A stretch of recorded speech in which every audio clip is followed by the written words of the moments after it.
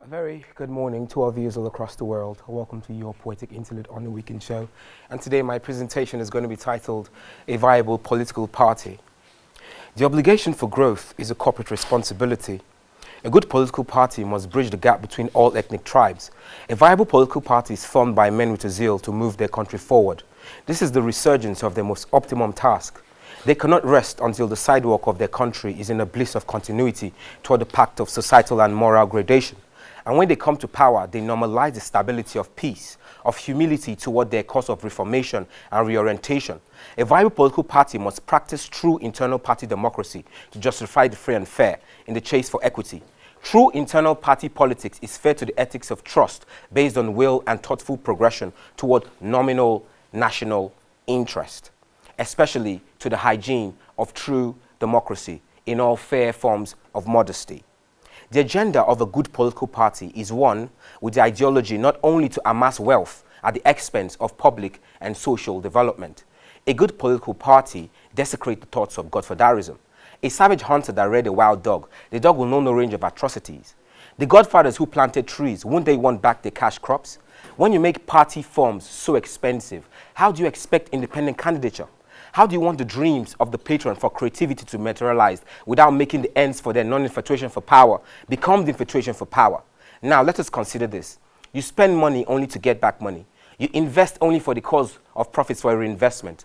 So many of our political parties are sponsored by those who want their monetary returns, not that they believe in the actualization of a vision for the betterment of the country. How, therefore, can the leaders not be corrupt? One was the arbitration of corruption that fled the candidate sponsorship, where the return for the dividend of sponsorship at party stalwarts are only for the reward of thwarting the entire wealth of the nation toward the selfishness of their egocentrism, only wanting the elected to recover for them the mountain of monies from the squandering of the national treasury. How pediatric is this toddler ever-growing status ascribed to our in absentia from the true conference of national cohesion, a spin circle of a cyclone of uncivility by practitioners of the presumably civil but yet uncivilized to dispatch to a few of the multiplicity a functional system of government, the ransom of only perception lacking, less invigorated, propelled only in the minute migraine of moss miniatures, holistically derailed in the aptitude that are the actuaries of an aviary, if only the aviators came to knowledge of what it meant to fly. But back in the lintel of the pilasters, piled at the plurality of poverty, when development shied away as cold emissaries of inhuman propositions, sabotaged, and abhorred beyond the recompense of the less humorous. What generation will pay for all the debt that these political parties incur when they come to power? What will happen as they ransom our future to other continents for biased senses of the judicatures for adjudging the very tertiary? What are all these credits the country procures used to settle and appease? Is it not only godfatherism and profligacy? This is erroneous to societal growth. This is adverse to the effect of the smooth flow of democratized polities, people-oriented policies that complement development, goal attainment, and industrial productivity.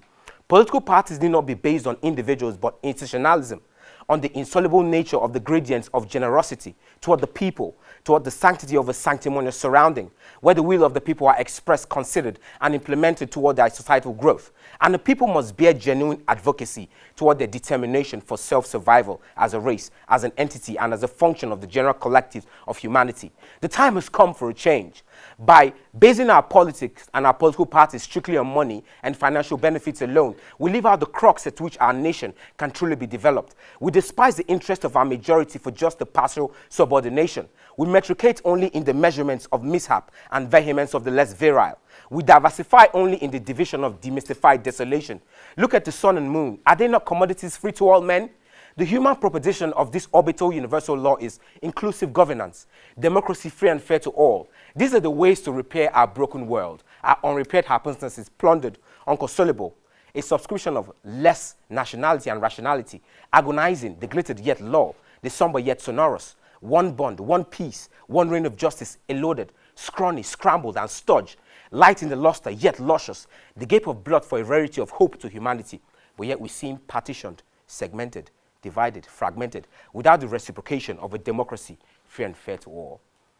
This poem tells us about how to adjudge our democracy to the education of the future, because the not too young to run bill cannot run except candidature bills are reduced, especially for nomination forms in political parties. So we just hope there'll come a time when young people will be able to run genuinely because they can sponsor themselves and they won't have to be corrupt about it.